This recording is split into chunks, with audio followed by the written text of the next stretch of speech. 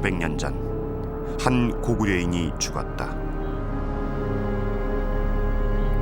그들은 땅속에 집을 지었고 그림을 남겼다.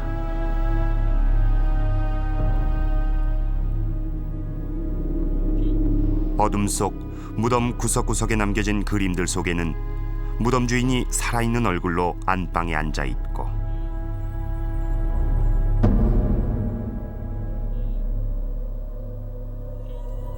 안방 앞마당에서는 힘겨루기 한 판이 벌어진다. 무덤 속에서 만난 고구려 사람들, 고분 벽화에 담긴 고구려의 사체와 그들이 꿈꾸던 세계는 무엇일까? 1500년 전 고구려인의 삶과 죽음이 공존하는 고구려 벽화. 벽화 속에서 고구려가 부활하고 있다.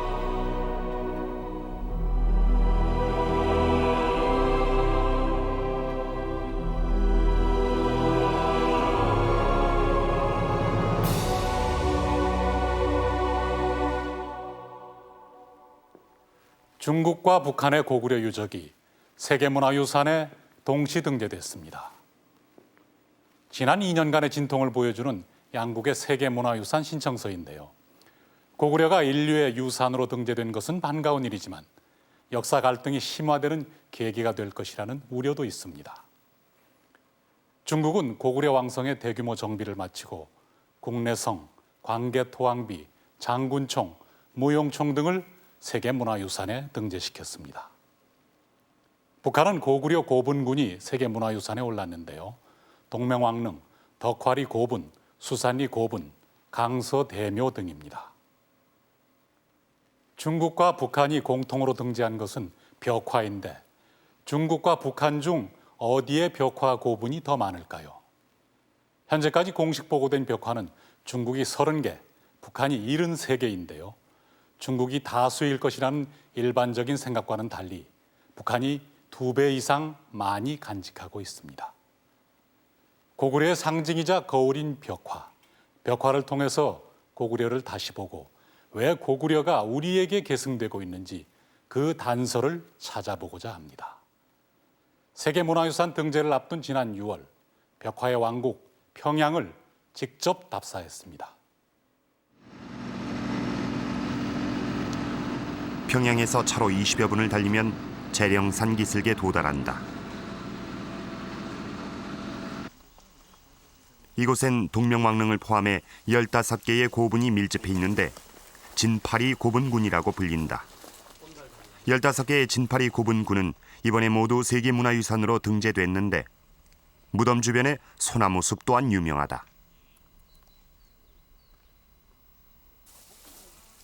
진파리 고분군에서 벽화가 잘 남아있는 것으로 알려진 고분은 진파리 1호분이다. 이곳은 외부 공기 유입과 출입을 막기 위해 시멘트로 입구를 막은 상태다.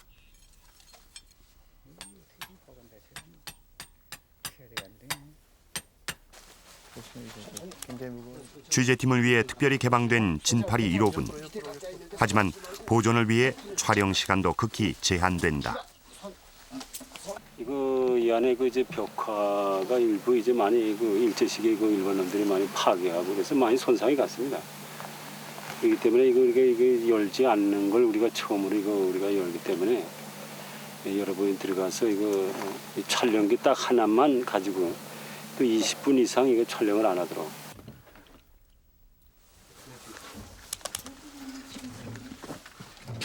마침내 진파리 1호분이 공개되는 순간이다. 고분 안으로 들어가는 길을 통과하면 사방에 그림이 그려진 널방이 나타난다. 널방은 천장까지 화려한 그림으로 뒤덮여 있다.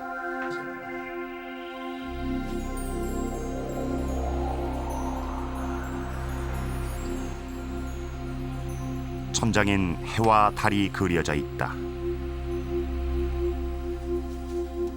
층층이 쌓은 천장엔 온통 구름과 연꽃이 휘날린다.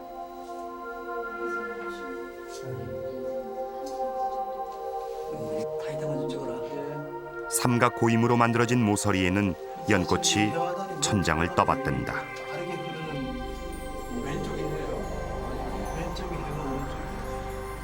천장이 하늘 세계라면 벽화의 벽면엔 땅 위에 사방 세계가 펼쳐진다.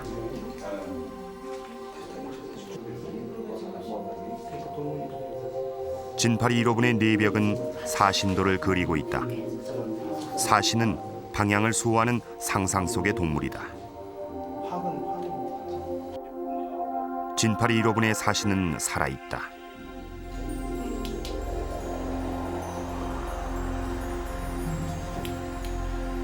눈을 부릅뜬 백호의 눈망울은 금방이라도 달려들 듯 생생하다.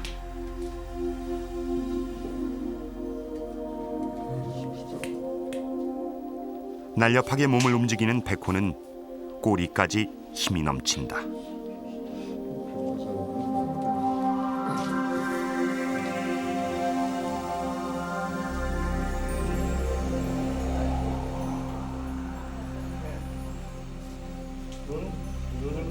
남쪽 벽에 그려진 닭은 주작이다. 수탉은 날카로운 부리에 벼슬까지 생동감이 넘친다.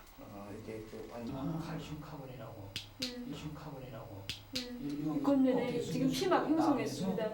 암수를 함께 그려 음양의 조화를 표현한 진파리 1호분의 사신도에는 고구려의 당당한 기운이 서려 있다. 선 자체가 아주 뚜렷이 깨끗하게 남아 있습니다. 그리고 기본적으로 이제 목선을 가지고 윤곽을 잡고 그 내부에 채색을 하는 방식으로 이제 그려지고 있습니다. 전체적으로 선들이 매우 아주 익숙한 놀림으로 되어 있어서 지금도 이 화면이 빛이 들어가면 그대로 살아있는 것처럼 그렇게 보이고 있습니다. 더욱이 이 배경을 빠르게 흐르는 기운을 위주로 해서 그리기 때문에 전체가 아마 처음 그려졌을 때는 살아 움직인 것처럼 아주 생생하게 기운이 가득 찬 그런 벽화 고분이었다 이렇게 볼 수가 있습니다. 벽화 곳곳에는 역동하는 기운을 상징하는 그림이 그려져 있다. 새도 그중 하나다.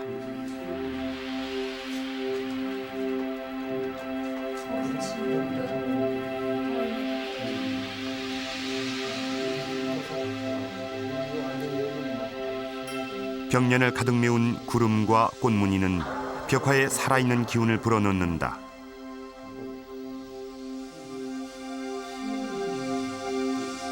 그 가운데 서 있는 것은 소나무다. 이렇게 두 그루의 소나무가 북쪽 벽에 나란히 서 있다.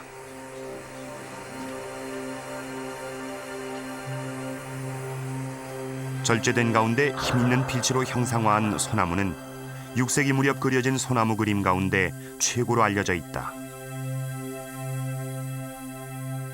흔히 고구려 사람들은 산수라든가 이런 데에서는 좀 떨어진다고 생각했는데 보는 바와 같이 그 뒤에 있는 북벽에 있는 소나무 그림은 산수에서 가장 대표적인 것이라고 말할 수 있습니다. 이것은 고구려 사람들 결코 산수에서도 뛰어난 기질을 가지고 있었다는 걸 잘 보여준다고 그렇게 생각합니다.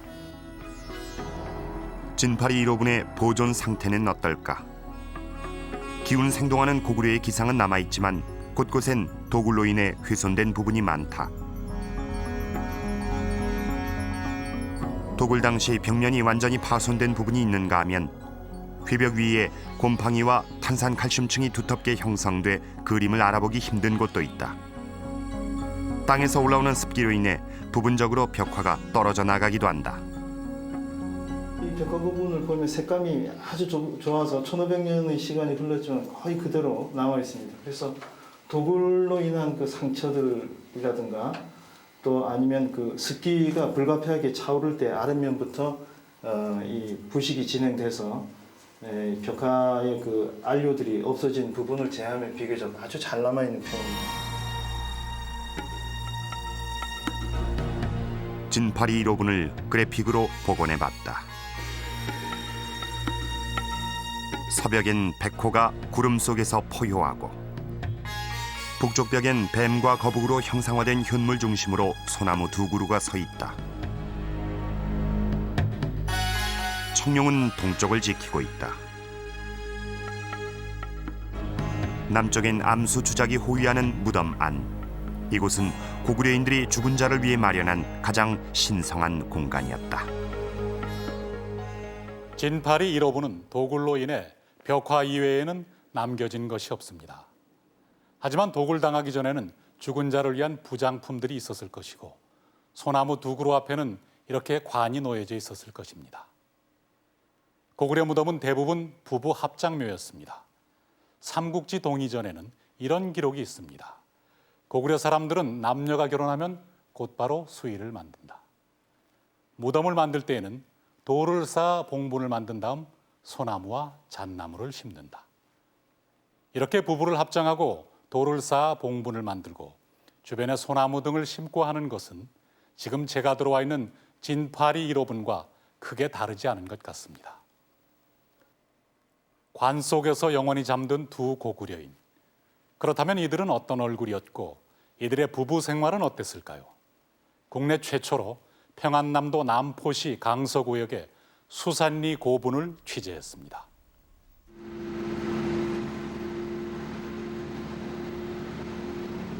평양에서 남포로 가는 길엔 넓은 고속도로가 펼쳐진다.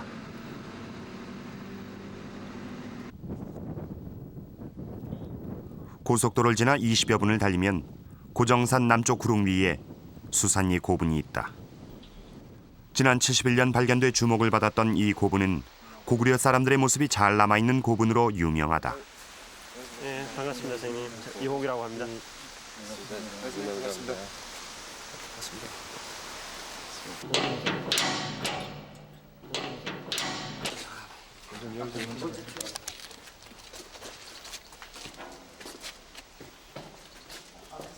굳게 잠겨진 문을 열고 들어가면 고분 입구까지 5개의 문을 통과해야 한다. 외부에서 들어오는 공기와 습기를 차단하기 위해서다.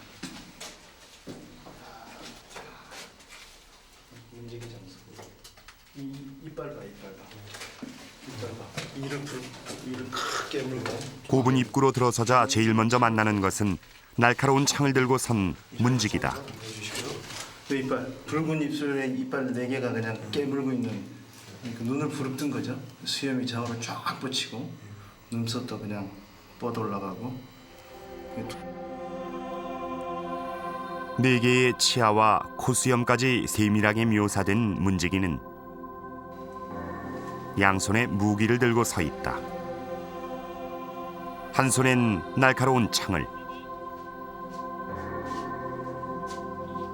또 한 손엔 둥근 모양의 고리가 달린 칼을 들었다.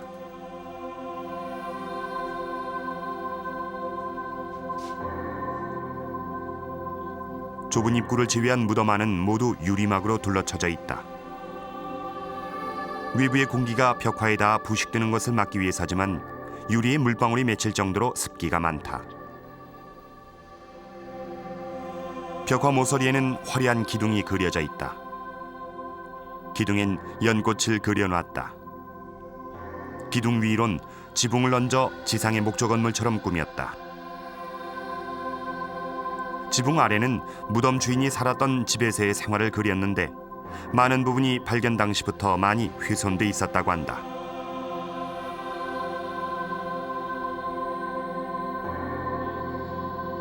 수산리 고분은 5세기 고구려의 전성기 고구려 귀족의 생활을 사진처럼 그린 벽화다. 주인을 따르는 시종의 일상에서 말을 몰고 가는 소년까지 그 모습이 다양하다.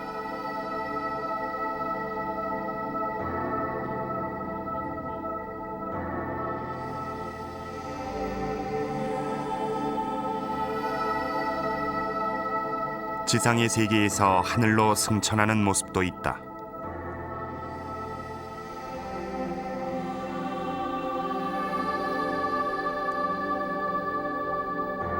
신분에 따라 수산리 벽화에서 가장 선명하게 남아있는 부분은 사벽이다. 귀족 부부의 나들이 모습을 그린 행렬도는 고구려 복식과 색채를 알아내는 데 귀중한 자료다. 남자 귀족을 선두로 귀족 부인과 시종들이 행차를 하고 있는데 모두 곱게 단장을 하고 있다.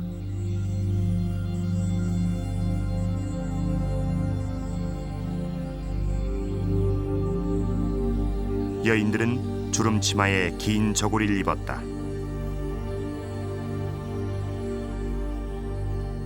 복스럽게 생긴 얼굴에 군지를 찍고 화장을 하기도 했다. 색동 주름 치마를 입은 이 부인은 당시 기품 있는 고구려 귀족의 부인일 것이다.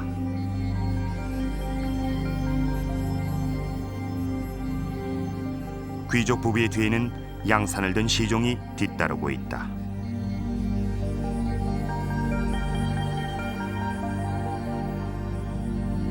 귀족의 행렬 앞엔 장대를 타고 공 던지기를 하는 서커스가 펼쳐진다.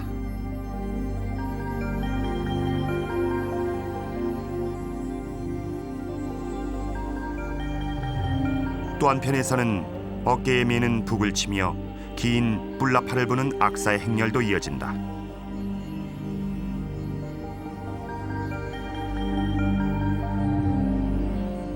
(1500년) 전 귀족 부부가 나들이 할 때의 한 풍경이다.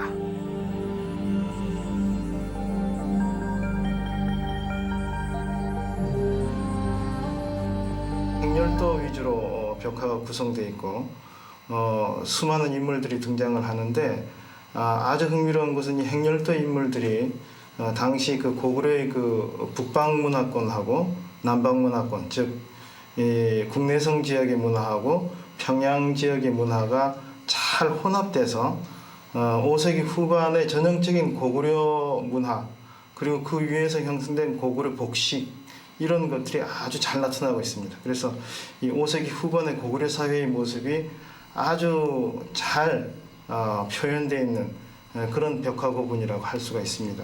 따뜻한 것 같아요. 이렇게. 수산리 벽화는 휘벽 위에 그림을 그렸다. 부분 떨어져 나간 벽면은 휘벽화의 단면이 어떻게 만들어졌는지 보여주는 단서가 되기도 한다. 20mm에서 25mm. 벽화 휘벽은 먼저 점토 성분의 흙과 석회로 바탕층을 만들고 그 위에 가는 모래와 석회를 바른 다음 마지막으로 고운 석회를 이용해 매끈한 벽면을 만들었다. 이렇게 세 겹의 석회칠을 한 다음 휘벽이 마르기 전에 벽화를 그렸다.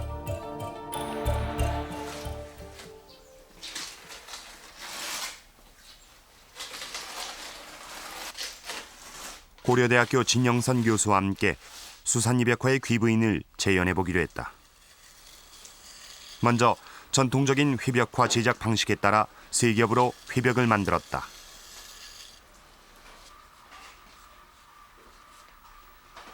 고구려인들은 가는 먹선으로 바로 밑그림을 잡았지만 벽화의 원래 그림에 충실하기 위해 도록을 토대로 종이 위에 본을 뜨고 채색하는 방식을 취했다. 아니 그것도 여기 한꺼번에 연결돼 있더라고요. 저거 찍고 바로 뽑겠습니다. 정확한 묘사를 위해 돋보기로 살펴본 결과 저고리에 인동초 무늬가 그려졌다는 사실도 확인할 수 있었다. 먹거리 같은 것도 한 것 같네. 손이 참 신기하죠. 안료는 전통적인 자연 염료를 사용했다. 붉은색의 경우 주사를 갈아 만들었다.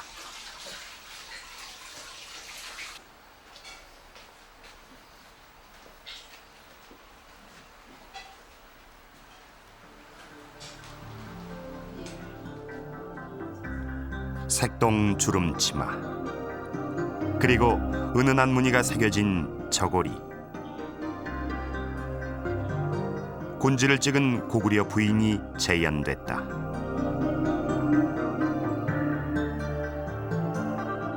그 뒤를 따르는 시종의 표정까지 살아났다.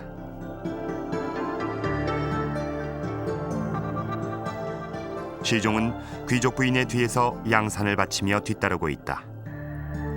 1500년 전 수산리 벽화가 처음 그려졌을 때는 이처럼 선명하고 화려했을 것이다.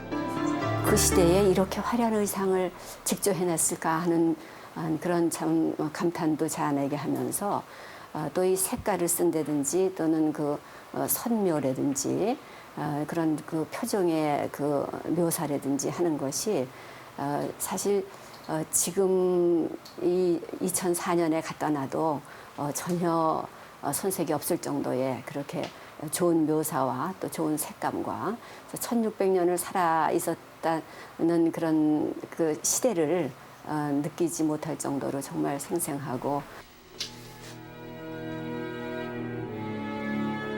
1500년 전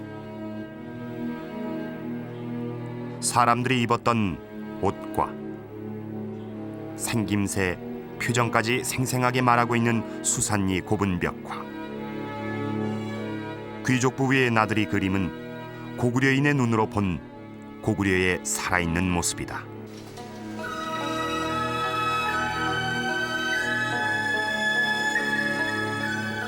도록에 없고 알려지지 않은 많은 부분을 직접 현장에서 촬영한 화면을 통해 그래픽으로 복원해봤다.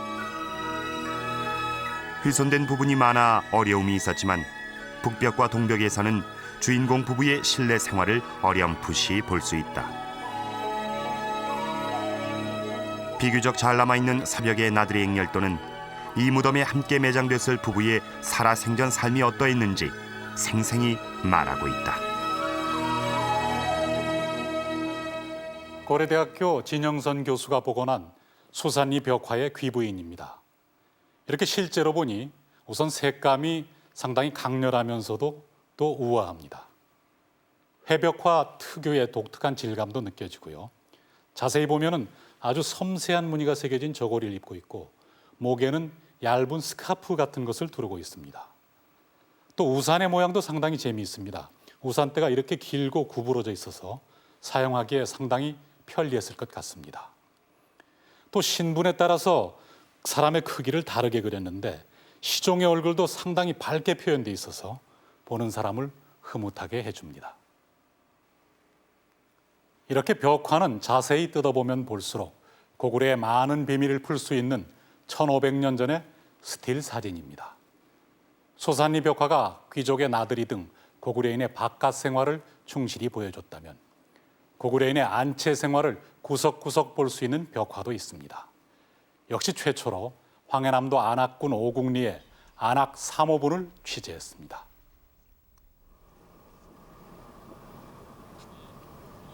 안악군 오국리 벌판에 마치 산처럼 우뚝 솟아오른 무덤이 있다. 높이 6m, 직경이 무려 33m에 달하는 안악 3호분. 고구려 벽화 고분 가운데 가장 큰 무덤이다. 북한에서는 고국 원앙의 무덤으로 알려진 고분이다.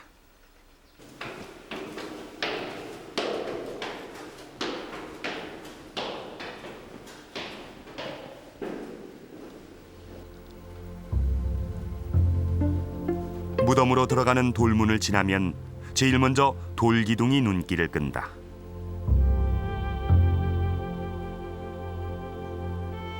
돌기둥을 따라 들어가면 무덤 안은 마치 지하궁전을 방불케 한다.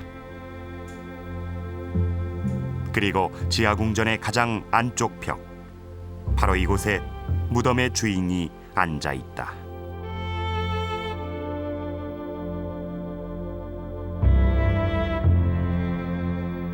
기둥에는 악귀를 쫓는 그림이 그려져 있다.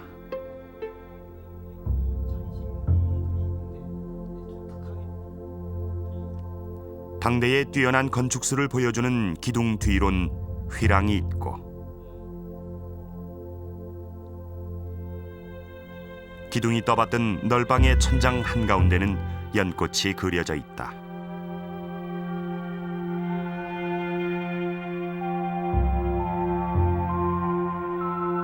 그리고 또 하나의 천장엔 해와 달 그림도 남아있다. 전정에는 해와 달을 그리고 있는데 이것은 고구려의 조산신에 대한 이야기, 고구려가 그 누구한테도 얽매이지 않는 해와 달의 자손이라는 그러한 사상 감정을 표현하고 있습니다. 안악 3호분의 내부는 고도의 건축술이 담겨 있다. 안으로 들어가면 양옆에 조그만 곁방이 달려있고 앞뒤로 2개의 방이 있다. 기둥을 통해 방이 구분되며 그 뒤로 휘랑이 연결된다. 거대하고 복잡한 내부는 무덤 주인의 신분을 말해주는 단서이기도 하다.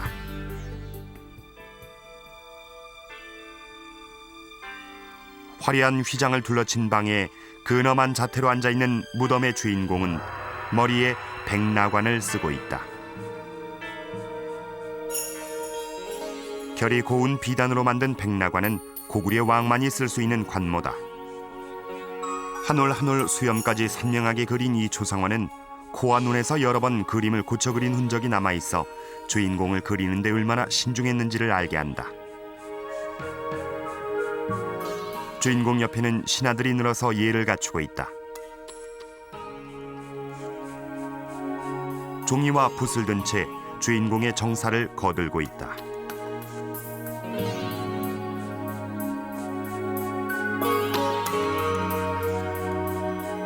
그 옆에는 부인인 듯한 여자가 앉아 있다. 고리를 틀어 올린 머리 모양과 우아한 옷차림, 남편 못지않게 당당한 안주인 옆에는 시종을 드는 시녀가 있다.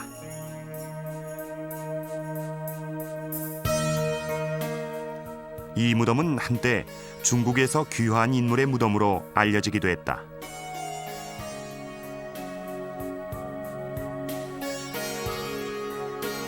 무덤 안 주인공의 방 입구를 지키는 장하독이란 관직을 가진 인물의 머리 위에 동수란 사람의 생애가 적혀있기 때문이었다.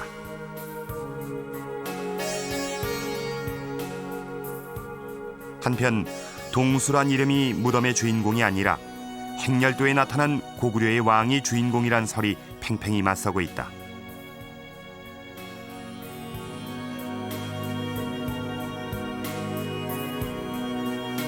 안악 3호분의 대행렬도는 규모와 등장인물의 수가 가장 많은 데다 고구려 왕에게만 쓸 수 있는 성상번이란 글자가 새겨진 깃발을 들어 고구려 왕의 무덤이 유력하다는 것이다.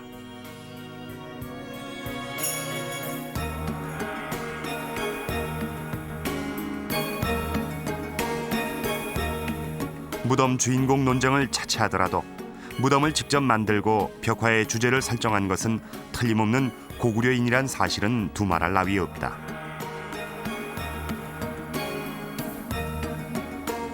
안악 3호분은 고구려 사람들의 집안 풍경을 그대로 벽화에 옮겨놨다. 부엌에선 시종이 아궁이에 불을 떼고 음식을 만드느라 부산하다. 부엌 지붕엔 까치가 날아와 앉아있다.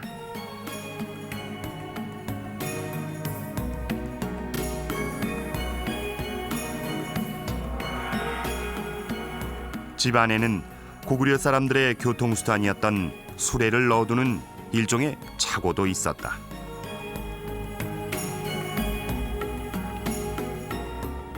우물가에서는 도르래를 이용해 물을 떠올렸다. 여자들은 곡식을 찢는 디딜방아를 이용했다. 돼지와 소를 잡아 통째 보관하는 푸죽강까지 고구려 사람들의 살림살이가 한눈에 펼쳐지는 것이다.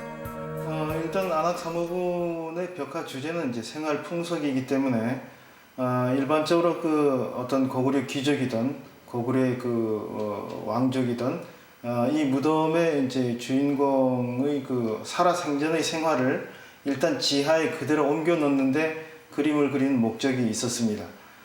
그래서 그 무덤의 앞칸의 왼쪽 측실에다가 일상생활에서의 안치 살림살이 모습을 그대로 옮겨놓고 마치 이제 그 귀족 저택의 안채에 이러한 그 살림살이들이 마련돼서 운영되고 있었다라는 것을 이제 보여준 것입니다.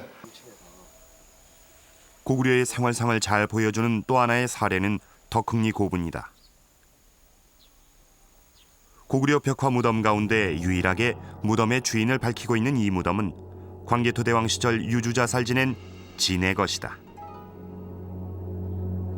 덕흥리 고분 벽화에는 소를 몰고 떠나는 견우와 은하수 너머의 직녀가 이별하는 견우 직녀의 전설이 그대로 나타난다. 아울러 하늘에 사는 선녀와 신선의 이야기가 고분의 천장에 가득하다.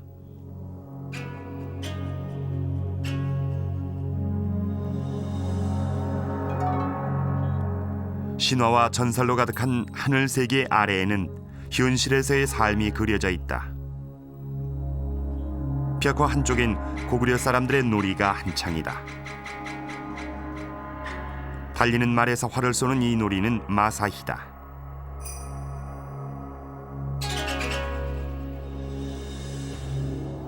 경기를 지켜보는 세 사람 가운데 한 사람은 기록을, 두 사람은 심판을 보고 있다. 무덤 주인의 살아생전 공간을 그대로 옮겨놓은 덕흥리 고분. 주인공은 무덤의 첫 방에 있는 사랑채에서 공식적인 업무를 봤을 것이다. 안뜰에서는 마사히를 하고 한쪽에는 창고가 있었다. 안채는 집주인의 개인적인 공간이었다.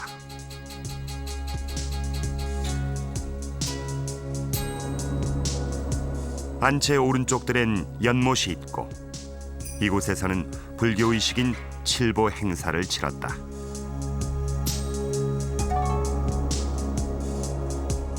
집안 구석구석을 기록해 놓은 무덤 안은 이렇듯 또 하나의 집이었다.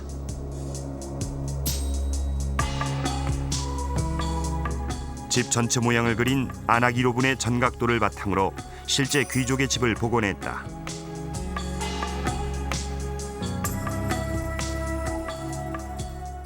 대문 안으로 들어가면 바깥채가 있다. 주인이 업무를 보는 사랑채와 시종들이 기거하는 행랑채도 있었을 것이다.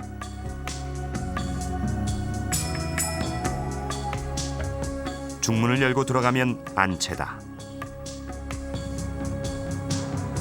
안채에는 연못과 정원이 있고 한쪽엔 외양간이나 마구간이 있었다. 그 옆엔 2층 구조로 된 창고가 있다.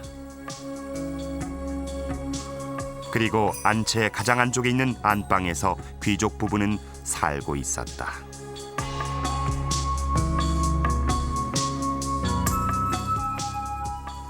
자, 고구려 귀족의 안방까지 들어왔는데요. 무덤 속의 벽화 한 장 한 장이 이렇게 살아생전의 공간을 그대로 옮겨다 놓은 것이었다니 놀라지 않을 수 없습니다.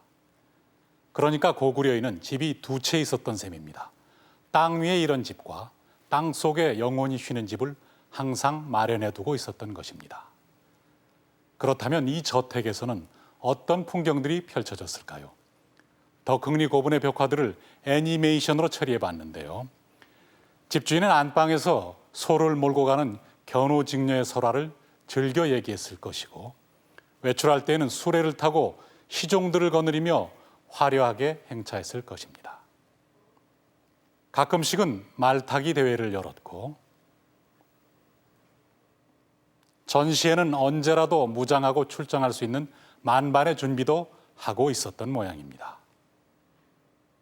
고구려에는 전후방이 따로 없었습니다. 무려 143번의 전쟁을 겪으면서 수도를 3번 옮겼고 또 그곳에서 다양한 문화를 창출해냅니다. 많은 전쟁은 많은 전사자를 낳았고 또 그들의 죽음을 위로하고 평안을 기원하는 방식도 다양하게 나타납니다.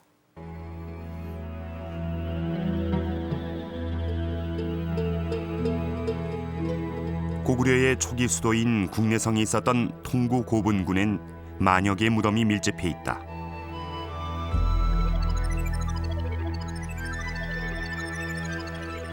초기 고구려의 무덤 양식을 보여주는 이 무덤들은 대부분 돌을 쌓아 만든 적석총이다. 장수왕의 무덤으로 알려진 장군총은 돌을 쌓아 만든 대표적인 적석총이다. 그러나 427년 수도를 평양으로 옮기면서 무덤 형태도 달라진다. 고구려 시조의 무덤인 동명왕릉은 수도 이전과 함께 이장한 동명왕의 무덤이다. 이 무덤은 집안의 무덤 양식과 달리 봉분을 쌓았다. 세 개의 기단을 쌓고 그 위에 봉분을 올린 이른바 기단식 봉토 석실묘다.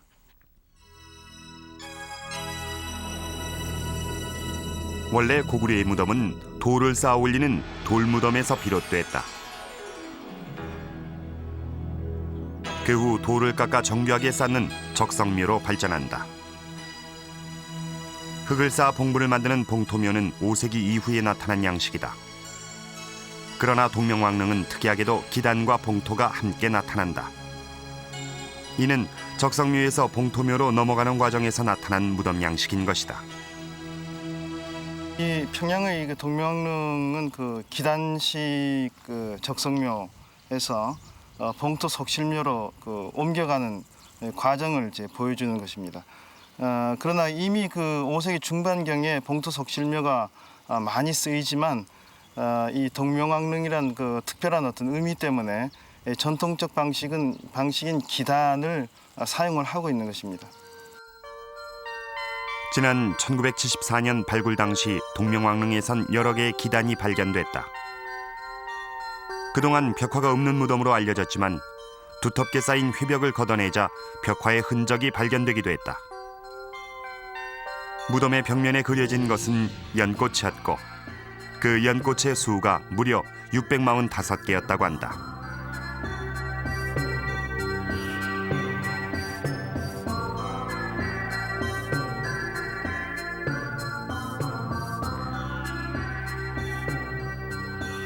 발굴 당시 부장품은 완전히 도굴된 상태였지만 정밀하게 무덤 바닥의 흙을 분석한 결과 금동장식 유물이 출토되기도 했다. 왕릉급 무덤에서만 볼 수 있는 금장식 유물이었다. 여기는 사람들이 끊기질 않고 찾아오던 곳입니다. 신격화된 왕이니까 농사철에 농군들이 비가 오지 않아도 여기 와서 제사를 지냈고 부모들이 어린이들을 데리고 와서 자식들이 장례를 생각해서도 동명왕릉을 꼭 돌아보고 가게 했고 계속 우리 인민들 속에서 전통적으로 신성화된 왕으로 돼 있었으니까 부정할 수 없는 것이었습니다. 돌을 다듬는 데 탁월한 기술을 가지고 있었던 고구려인들은 이 동명왕릉을 만드는 데 최고의 기술력을 동원했다. 무덤 입구와 널방으로 들어가는 입구에 돌문을 만들고 안에는 연꽃으로 이렇듯 화려한 이상세계를 만들었다.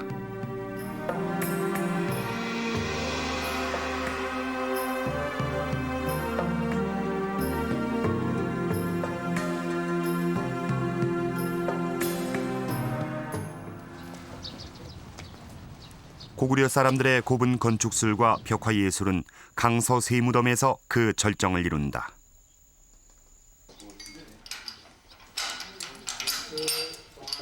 밖에 들어오겠습니다.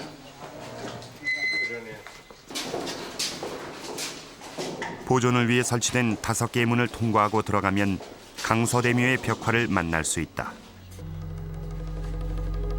화강암으로 튼튼하게 지어진 무덤 안엔 사방을 지키는 신적인 존재인 사신이 내벽을 가득 채우고 있다. 유리벽에 가려져 있지만 벽화에 꿈틀대는 생명력은 그대로 전해진다.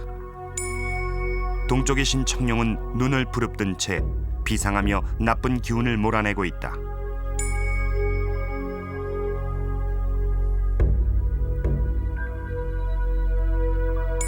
북쪽의 신 현무는 암수 한 쌍이 한 몸이다. 거북은 암컷을, 뱀은 수컷을 나타내는데 이는 음양의 조화를 상징한다.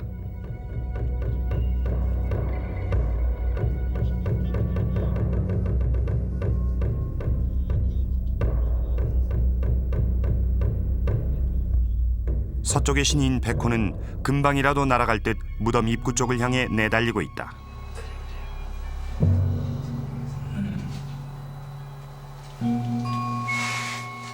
이 아주 넓은 창공에 사신이 가득 차서 하늘을 내달리는 그런 느낌.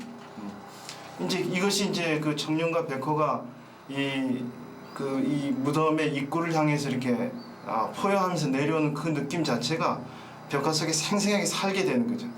특히 이제 눈을 강조하고 입을 강조하고 이러는 과정을 통해서 그 느낌이 무덤 속에 들어와서 이 벽화를 볼 때 그 느낌이 압도될 수밖에 없는, 청룡과 백호에 의해서 압도되고 사신에 의해서 현무에 의해서 그 자리에서 얼어붙은 듯이 서게 만드는 그런 효과를 지금 가지고 있어요. 강서대묘의 사신도는 휘벽을 바르고 그 위에 그림을 그리는 휘벽화와는 달리 직접 화강암 판석 위에 그림을 그려 넣었다.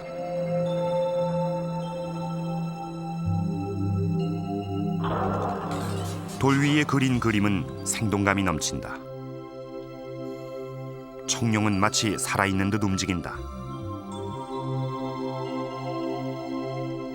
백호는 발톱을 드러낸 채 금방이라도 큰 소리를 내지를 듯하다.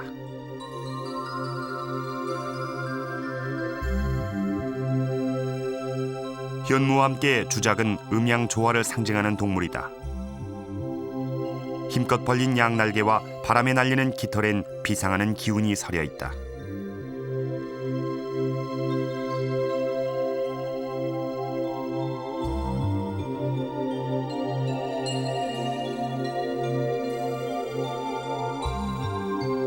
고구려 벽화의 사신도는 고구려만의 독특한 세계를 나타내고 있다.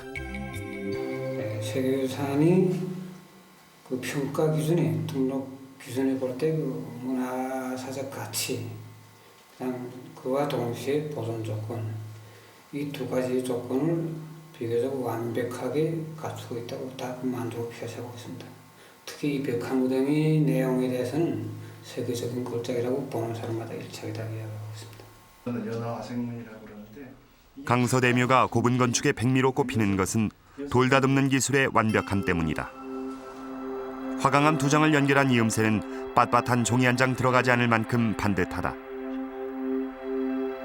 하지만 이 빈틈없는 이음새에도 만약 물이 스며든다면 벽화가 훼손되기 십상인데 방수를 위한 특별한 장치는 어떤 것이 있었을까? 그래서 이제 보면은 밑에 강서대묘의 실측도를 토대로 40여 년 동안 돌을 다듬어온 석공의 명장 권호달씨를 찾아 방수와 축조의 비결을 추정해봤다. 그리고 서쪽에서 정준이에서 구멍이 하나 있어. 통나무를 레일처럼 깔아 화강암 판석을 옮겼을 것이고 방수를 위해서는 돌과 돌 사이의 이음새를 꺾어서 맞추는 방식을 취했을 것이라는 게 권호달씨의 주장이다. 외부에서 만약 물이 이쪽으로 들어온다 그러면 이게 타서 위로 하지 못하고 밑으로 이렇게 흘러갈 수 있는 이런 장치를 했을 것이라는 생각이죠. 돌의 이음새가 평행이면 물이 스며들기 쉽지만 니은자 모양으로 깎아서 맞추면 외부에서 물이 스며드는 것을 차단할 수 있다는 것이다. 전문가들의 조언을 토대로 강서대묘의 축조 과정을 재현해봤다. 먼저 땅을 파서 판축으로 다진 다음 통나무를 레일 삼아 돌을 옮겨 세웠을 것이다.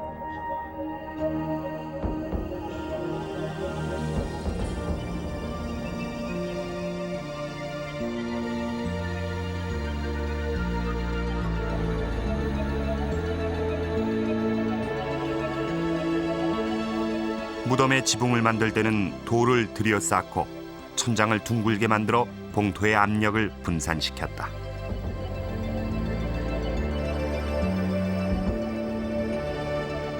이렇게 완성된 무덤 안엔 그들만의 세상을 그려 넣었다. 무덤을 지키고 죽은 자를 영혼의 세계로 인도하는 소신이었던 사신.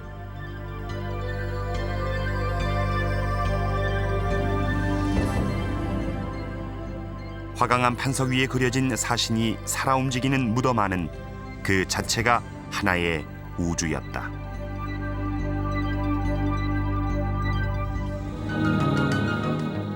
지난 94년 북한의 천령에서는 놀라운 발굴이 있었다. 출토된 유물은 모두 58마리의 쇠말과 청동말이었다.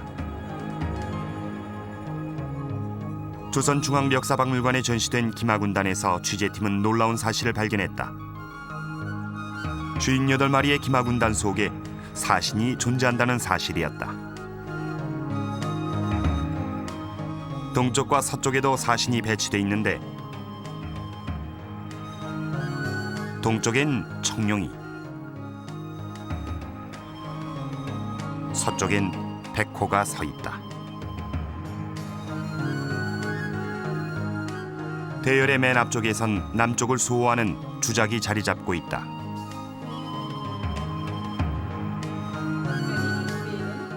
사신에 의해서 보호되는 게 하나의 그 완전한 세계잖아요. 그 세계가 고구려 전체가 움직인다는 걸 의미할 아니. 수도 있겠네요. 사실이란 게 전 세계 그렇게 하면서도 동서남북을 상징하지 않습니까? 그러니까 고구려 군사들이 지금 어쪽으로 진군하는가 그것을 보여주자고 사신도를 배치했겠죠. 58마리로 구성된 김하군단은 가장 큰 말을 선두로 한 채 세 개의 대열로 편성돼 있고 남쪽 방향을 향해 진군하고 있다.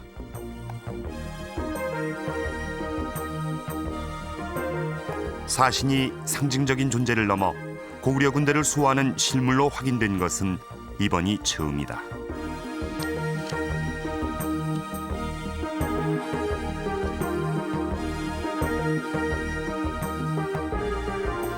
저도 느낌이 아주 새롭습니다. 지금 이 사신이 실물로 등장한 것도 처음이고 모형이지만 하나의 사신을 실제 이제 일반 세계에서도 방위신으로도 생각하고 어떤 자신들이 사는 세계를 지켜주는 존재로도 여겨서 실물로도 만들었다는 것을 우리가 이제 확인하는 첫 번째 사례죠.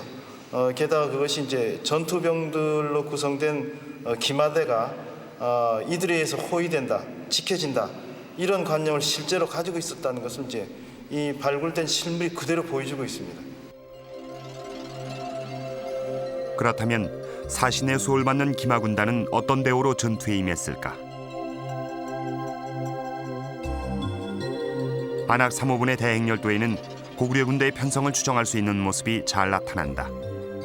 온몸을 갑옷으로 무장하고 말을 탄 철갑기병은 고구려가 자랑하는 무장이었다. 기병의 뒤엔 궁수가 있고 또 도끼를 든 부월수가 있다.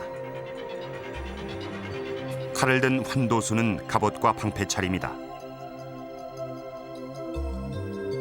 안악 3호분 행렬도의 군사들을 차례대로 펼치면 고구려 군대는 이런 대우를 갖추고 진군했을 것이다.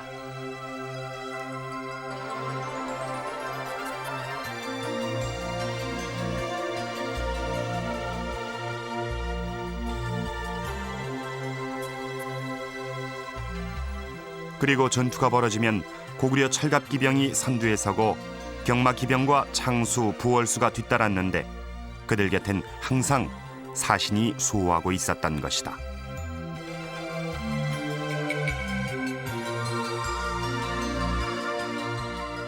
이번 취재를 통해서 고구려 사람들이 벽화에 그려놓은 사신은 단지 상상 속의 동물이 아니라 실제로 고구려 군대를 지켜주는 수호신 역할을 했다는 사실을 새롭게 알 수 있었습니다. 강서대묘는 석재 건축의 걸작품입니다. 빈틈없는 이음새며 좁아지는 천장까지 고구려인의 돌 다루는 솜씨에 놀라지 않을 수 없는데요. 삼국지 동의전에는 이런 대목이 있습니다. 고구려 사람들은 궁궐이나 집짓기를 좋아하고 다듬기를 좋아해서 고구려라는 이름도 성을 쌓는 데서 비롯됐다는 것입니다. 지금도 중국에는 고구려는 돌 다루는 마술사라는 말이 남아있다고 하는데요. 실제로 고구려인들은 살아남기 위해 돌을 다듬어 산성을 만들었고 죽은 자를 위해서는 이렇게 돌로 고분을 만들었습니다. 사방 수호신의 수호를 받으며 누워있는 이 무덤 주인의 관대도 두 개입니다. 어떤 간절함이 있어 이렇게 정성스럽게 무덤을 설계했을까요? 무덤 속에 담긴 고구려인의 내세관을 들여다봤습니다. 여러 개 나왔다고 복원돼 있는데 평양엔 곳곳에 고분군이 많이 남아있다. 고산동 9호분이 있는 이곳은 대성산 무덤대란 이름으로 불리는 무덤 지역이다. 알려진 무덤만 해도 1000여 개에 이른다.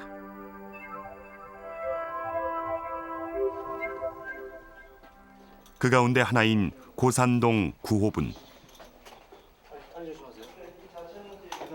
인물 풍속도가 그려진 벽화 무덤으로 알려져 있지만 지금은 흔적만 남아있을 뿐 벽화는 물론 그 모양도 거의 옛 모습을 잃었다. 천정 구조 자체도 제 거 아닙니다. 이거 우리 다 무너졌던 걸 지금 그때 발굴 당시에 보고서니 이거 삼각관 천주였을 것이다 이렇게 추정하고서 그 여기 어떤 석재들 다 모아가지고 이렇게 해서 복원한 거고 자기 원상이 지금 남아있는 건 양쪽 감. 예, 감 천정은 그대로입니다. 이거 근래 천정. 고분난 널방으로 들어가기 전 양쪽에 2개의 작은 방인 감실이 있다. 감실은 이곳에서 제사를 지냈다는 사실을 알 수 있는 증거다. 감실 내부는 고분난과 마찬가지로 돌로 천장을 만들었다. 고구려인들은 이곳에서 죽은 자를 새로운 세상으로 보내는 의식을 치렀을 것이다. 고구려인들의 독특한 내세관은 이런 감실이나 무덤의 천장에 두드러지게 나타난다.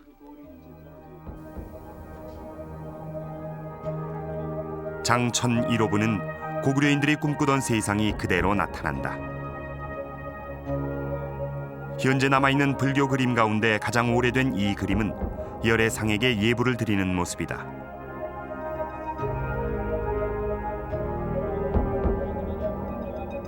열애는 결가부절을 하고 있고 부부는 땅에 엎드려 절을 하고 있다.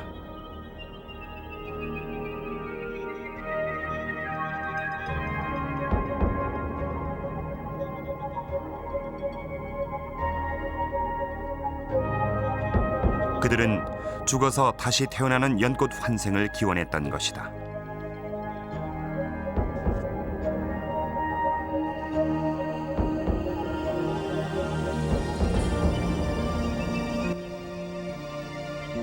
하늘의 자손이란 믿음을 가지고 있었던 고구려인들에게 삶과 죽음은 별개가 아니었다. 생사가 서로 이어져 있다는 고구려인들의 의식은 천장의 비을자리로 이어진다. 북두 칠성은 죽음을, 남두 육성은 삶과 무병장수를 상징한다.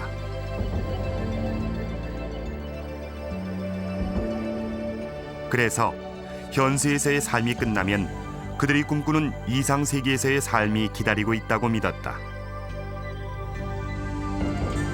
실제 무덤의 벽화는 벽에서 천장으로 갈수록 이상세계를 그리고 있다.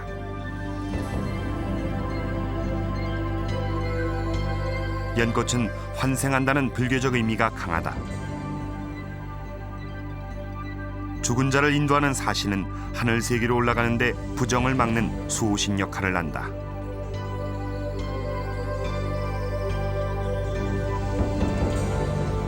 하늘 세계는 신선이 사는 곳이다.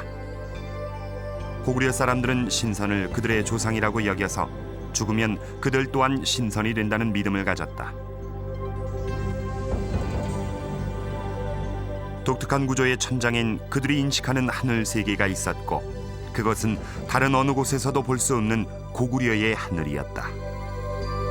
고구려 고분벽화의 경우는 일반적인 고분벽화가 아니라 그 앞에 고구려라는 이름을 붙일 수 있을 정도로 독자적인 세계를 만들어냈다는 데 있습니다. 그러니까 그 나름대로의 어떤 문화적 감각을 가지고 어떤 보편적인 테마를 그 나라의 독특한 분위기를 담아서 재창조해낸 경우죠. 그래서 이 고구려 고분벽화를 봄으로써 보편적인 문제도 인식할 수가 있고 고구려라는 어떤 역사의 특별한 시기에 존재했던 한 국가의 어떤 소속원들이 어떤 관념과 어떤 생활 방식과 어떤 의식을 가지고 살아가는가를 그대로 다 보여주고 있죠. 그 자체의 가치가 있어요.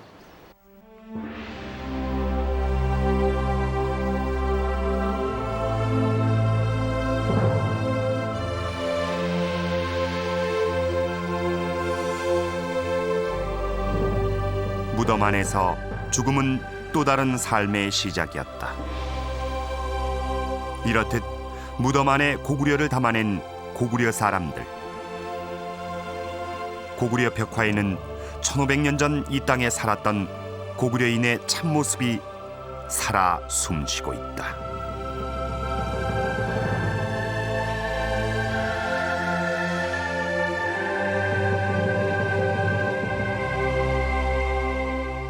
고구려 고분벽화는 1500년이 지난 지금도 우리 스스로를 돌아보게 만드는 대목이 있습니다. 모든 인간이 맞이하는 죽음을 숭고한 의식으로 승화하고 있기 때문입니다. 이번에 등재된 벽화는 일반적인 벽화가 아니라 그 앞에 고구려라는 이름을 붙이고 있습니다. 고구려라는 이름을 붙일 만큼 독자적인 세계를 담고 있다는 뜻입니다. 평양은 세계에서 가장 많은 벽화를 그리고 가장 훌륭한 벽화를 자랑하고 있습니다. 고구려 벽화는 북한의 첫 번째 세계문화유산입니다. 하지만 중국의 고구려 세계문화유산은 국내성 등을 포함하고 있어 범위가 더 넓고 적극적으로 움직이고 있습니다. 고구려를 둘러싼 역사 갈등이 증폭될 경우 세계 무대에 공식적인 발걸음을 디딘 고구려의 미래는 어떻게 될까요? 오늘 우리가 한 장의 고구려 벽화를 소중하게 살펴본 이유가 바로 여기에 있습니다.